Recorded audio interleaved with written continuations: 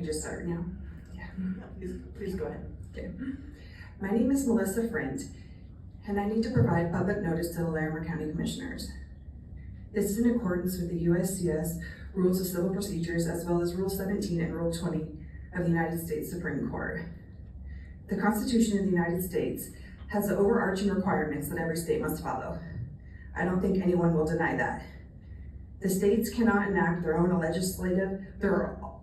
alternative legislation substituted for the guarantees of the Constitution of the United States. That would mean that the state laws are more powerful than the Constitution.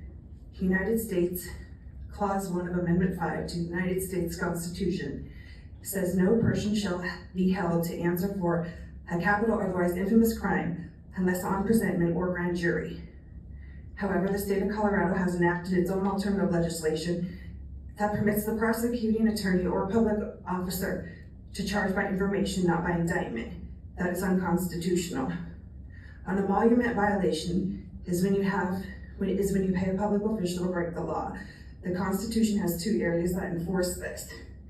One is Article 1, Section 10, where it says that no state shall create any law that shall impair the obligation of contracts. Police officers, prosecutors, judges are all under a contract to perform that's based upon an oath or affirmation that they took.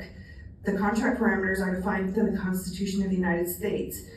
When the state enacts a law that directs their agents to disobey the law, the Constitution of the United States, that would be a violation of Article 1, Section 10. Now, the 14th Amendment is the other place that you'll find the reinforcement of this issue. And that is where it says that no state shall create or enforce any law that shall abridge the privileges or immunities of the United States citizens. The privileges and immunities of the United States citizens are at a minimum. Those enumerated within the Bill of Rights, the first 10 amendments, they cannot be impaired. And thus the state of Colorado has enacted a law in its inferior constitution that is permitting public officials and law enforcement whom you pay to violate the Constitution of the United States. As a result, there's an inordinate amount of people currently imprisoned by the state of Colorado illegally and unconstitutionally. Channel Downing is litigating this issue at the United States Supreme Court.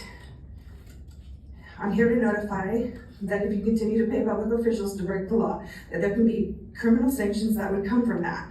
We don't want to go that path, but officials must be made aware that paying people to disobey the law is an emolument. It is illegal and it's unconstitutional. I'm asking for you honorable individuals to please take a look at Clause 1 of Amendment 5.